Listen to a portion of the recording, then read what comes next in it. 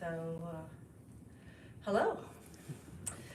My name is Gessho. I'm a senior student, and I want to extend a special welcome to those who are joining us online, either right now, practicing along with us from home, or in some future moment. You've been on my mind as part of our continuous Sangha. As we were practicing the ceremony for this just before in liturgy training, I was playing the part of the Dharma speaker, and I unwrapped it, and I saw this black folder, which we use, and I opened it up, and I thought, this is the perfect Dharma talk. I'm never going to do better than that, but I guess I'll try. So today I want to talk about wonder. As we mostly know, the work that we're studying over this Ango is the Vimalakirti Sutra. And it's full of wondrous miracles. And Shinryu Roshi in his talk gave us some ways of thinking about how that might relate very directly to our own lives. And I think I'm going to thread a slightly different but related path.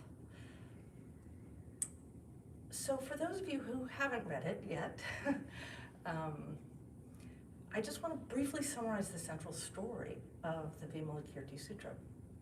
So Vimalakirti himself is a wealthy man.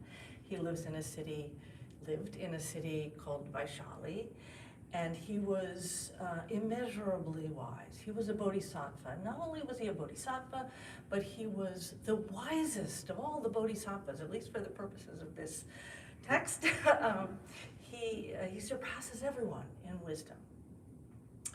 And he uses skillful means. He uses upayas as ways of bringing people to the Dharma.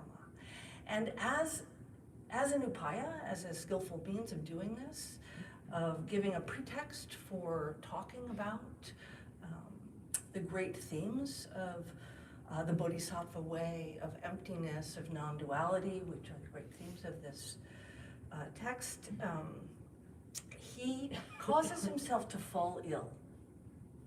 And the Buddha, as Shinryu told us, has a great gathering of beings at his forest glade, where they're all practicing, tens of thousands of beings of all kinds. And he telepathically knows that Vimalakirti has fallen ill. And so he tries to get his disciples and bodhisattvas to go visit the sick man. And after some hemming and hawing, they do. And Vimalakirti, also telepathically aware of this, is like, oh, they're coming, and magically causes everything to disappear from his room, all his attendants and furnishings. So it's just him alone in his sickbed, and all these beings arrive. And somehow, mysteriously and magically, though there are tens of thousands of them, they all fit neatly. They do not impede each other. They do not make the room grow so big as to cause trouble in the house or the town. And they're all there gathered around Vimalakirti's sickbed. And then comes the moment that I found myself really responding to in this story, this particular time around. Which is Shariputra, who is the Buddha's chief disciple, is looking around at all these beings of all kinds, gods and bodhisattvas and disciples and garudas, and he thinks to himself, there are no chairs here. Where is everybody gonna sit? He just has the thought. Shuso gave this yesterday as like his little talk, also about Shariputra and the chairs. And as he thinks this, Vimalakirti magically hears him, and he turns to him and says, Shariputra, did you come for the Dharma? or did you come for a chair? And Shariputra feels, I think, much as one imagines he would. So he's like, oh, no, I came for the dharma, for the teachings, not for a chair. And after he's admonished for a little while, Vimalakirti kind of relents and causes chairs to come to the space. And these are not like folding chairs.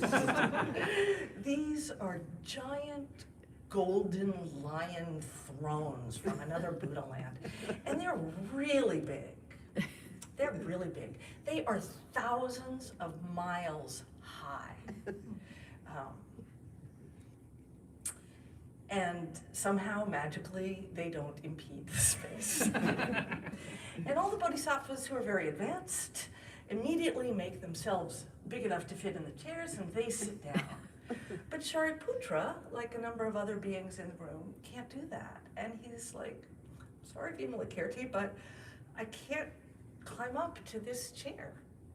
And Vimalakirti says, oh, well, if you bow down to the Buddha of the land where we got these chairs, Buddha of Costco, Walmart, you'll be able to climb up. And so he's able to sit. But it doesn't say that he gets as big as the chair. It doesn't say. So I imagine him regular size. And he's sitting on this chair that's thousands of miles high. I mean, space starts about 6,000 miles above our heads, so it's pretty high. And he's our size on a big, giant seat that could probably sit 100,000 or 1,000,000 Shariputras. And I can just picture him kind of dangling his legs over the edge and peering down. He's regular size. And all this caused me to become curious about a couple things in this sutra.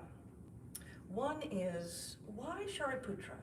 He appears quite a few times in this same way in various stories, and it would be really fun to have long enough to tell all those stories. But why is it him who's put in this position? And then also, why all the wonder? Why all the gigantic chairs, the magic, and the space that folds in on itself and expands as you need it? And I came to feel that the answer to both of these questions was the same thing, which is where we're going. So Shariputra was the Buddha's chief disciple. He and his childhood best friend, whose name was Maudgalyanya, were the heads, the chiefs of the male part of the Sangha. And there were two women, Kema and Upalavana, who had the same role in the female Sangha. And he was the first person that the Buddha permitted to ordain others. So you can see him kind of welcoming people into the Sangha and getting them set up, finding them chairs and food, and making sure that they were okay. As Arshiza pointed out, they were kind of, I've lost track of it. Oh, there he is. Retreat managers as part of their roles. He was also the person who asked the Buddha to make some rules for this monastic life, which the Buddha eventually did, and those now transformed come to us as the Bodhisattva precepts. So Shariputra was the first preceptor. And he was an arhat, which means he was completely free of all attachments, ready for nirvana. He was as perfect, he was the wisest of all the arhats in the Sangha. So he was as perfect a form of self-liberation as could be imagined. And in the Theravadan tradition, he is revered. There's statues of him standing just to the right with his best friend next to the Buddha. In our tradition, he's sometimes a little bit of a joke, but but I think we should take his attainment really seriously, because this whole body of literature, of Mahayana literature, is trying to make a shift from self-liberation as the ideal to the liberation of all beings as the ideal. And so who needs to hear that news? It's Shariputra who needs to hear that news. And Shariputra in this story really is us. It's we who need to hear this news. We all start out trying to save ourselves, pretty much. So how do we find ourselves into this, our way into this larger form of liberation? So that's why I think it's Shariputra. And the way we find ourselves into this larger way is by becoming intimate with emptiness, I think. And so I'm gonna just move us over to the Heart Sutra, which is much more familiar to us, where, as it happens, Shariputra has exactly the same role. He's the one who hears this new, astounding, wondrous information. So there's Avalokiteshvara, the Bodhisattva of compassion, and he's doing deep prajnaparamita, he's in meditation, and he has a realization. He clearly sees, they clearly see multi-gendered being. They clearly see the emptiness of all the 5 conditions. And conditions is a funny translation of the word skandha. These 5 aspects of how we know the world, what the world is to us. And we know that they are form, sensation, conception, discrimination, and awareness. Those are just the way the world comes into us. And Avalokiteshvara sees this, and they go to Shariputra and say, oh, Shariputra, form is no other than emptiness.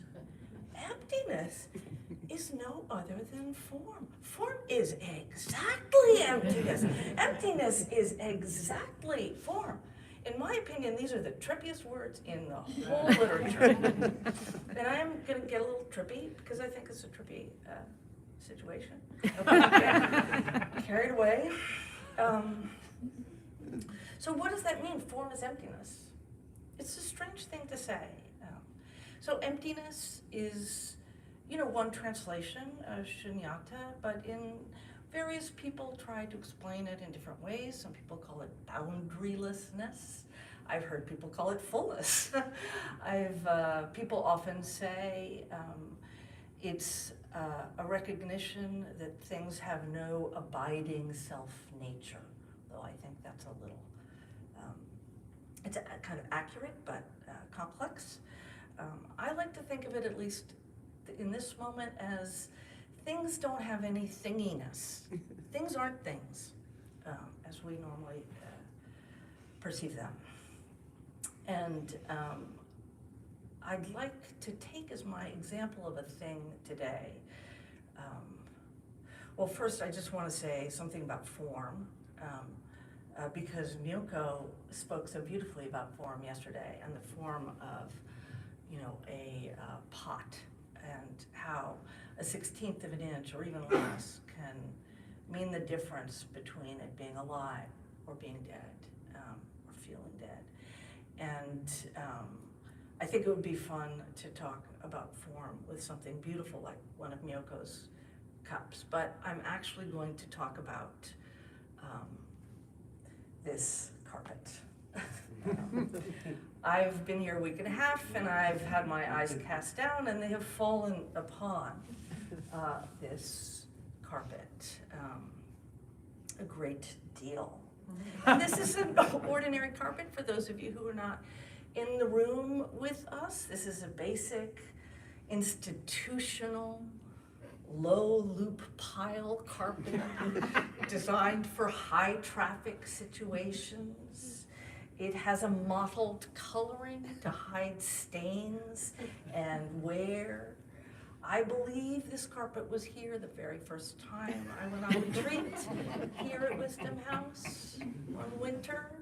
It may have been here since the village Zendo began coming here. This carpet could not be more ordinary.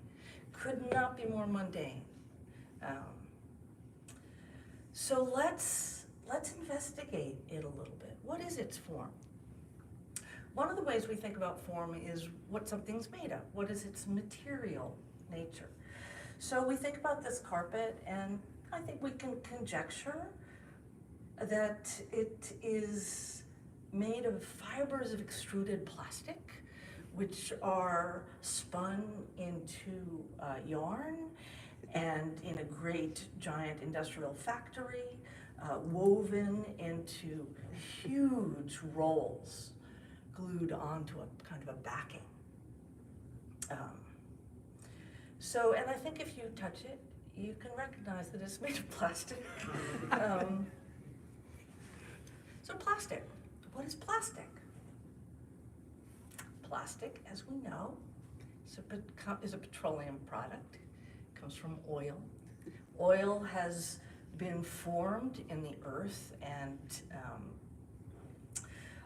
by great pressures and long periods of time. So the oil may have been under the earth for hundreds of thousands or millions of years. But before that, we know the only reason that it is oil, that oil has the characteristics, the specific, precise characteristics that make it useful for making plastic, for making this carpet, is that it was once life. It was once, we all know this, a jungle, a swamp. So just for a moment, imagine the vivid, resonant, amazing life of that jungle swamp. Sniff in, smell the rich, stinky aromas. Listen to the sounds of the insects. Maybe there's some frogs, maybe there's some other beings that make cries. You can look up and you can see the leaves waving in the wind overhead. This is life. This carpet has been as alive as we are. And then we could take this back farther. What were the things that caused those forests and swamps to come into existence? How did the earth itself form? We could go back to the formation of the solar system. We could transform all the way back to the Big Bang. This carpet has been on a wild ride. And it's still flying.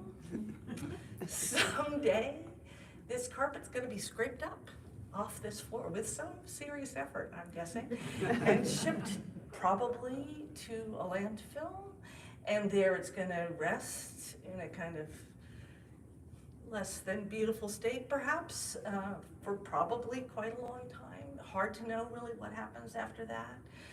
But eventually, certainly, at the very least, our sun will go supernova, and all of these molecules and atoms are going to undergo a really profound transformation and go on further adventures that we really can't conceive of until the heat death of the universe.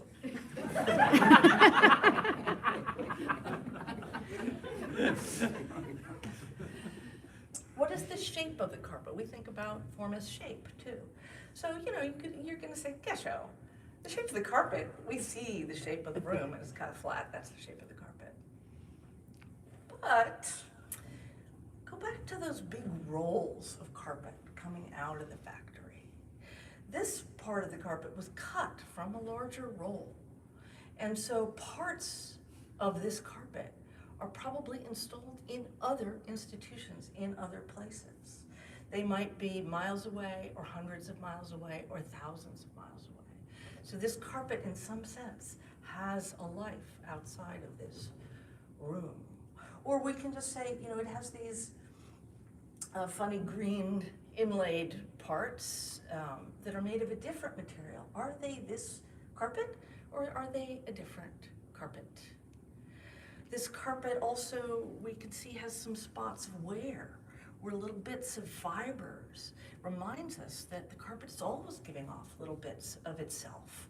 And we're carrying them away on our clothes, in our hair, probably in our bodies. We take a little bit of this carpet home with us when we leave. It goes down, when we do our laundry, it flows away into the sea, which is not a good thing for the earth, but is part of its life. So it has no definite shape. It is, in some sense, a vast and formless field. And the fact that it is a vast and boundless, formless field does not in any way impede the fact that it's also a completely ordinary carpet, the most mundane of all possible things. So it's not a thing, but it functions. Its vastness does not impede its ordinary function. And we could do this with sensation.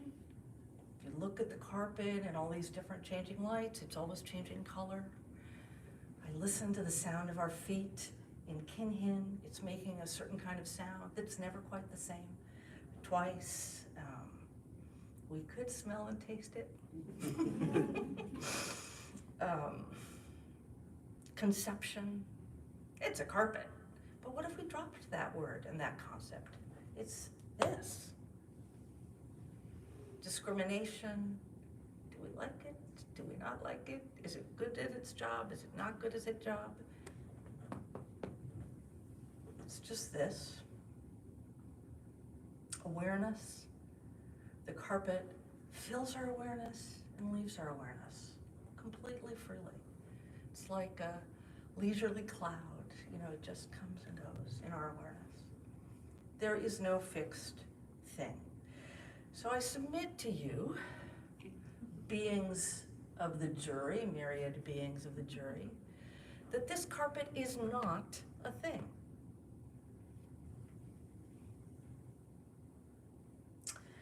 And just like this carpet, we ourselves are not things.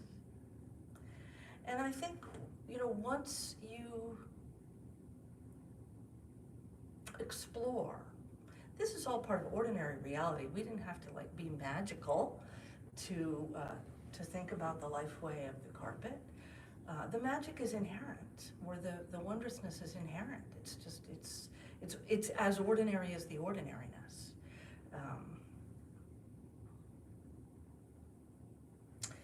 This exploration, at least for me, gives me a kind of tenderness towards the carpet.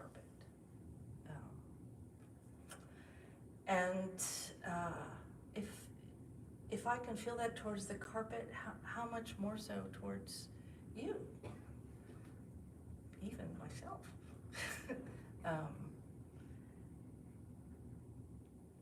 Galway Cannell had a phrase, a tenderness towards existence.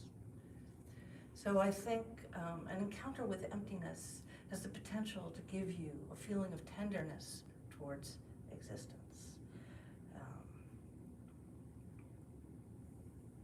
That is the Bodhisattva path. That motivates us, not just to save ourselves, but to want to save all sentient beings. Or really, is this carpet sentient? Was it? It was. Is it now? When will it be again? So following Maizumi Roshi's favorite phrase, appreciate your life, appreciate your carpet, appreciate your flooring, wherever you are, whatever room you happen to be in. Appreciate what's underneath your feet or your butt. Let it support you. Let it support your practice. Let it support your aspiration to save all sentient beings.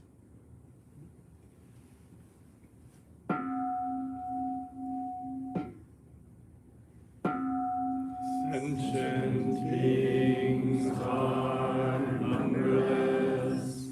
I vow to save them.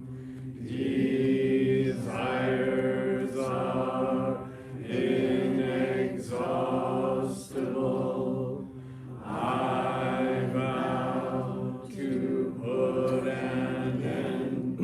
them, the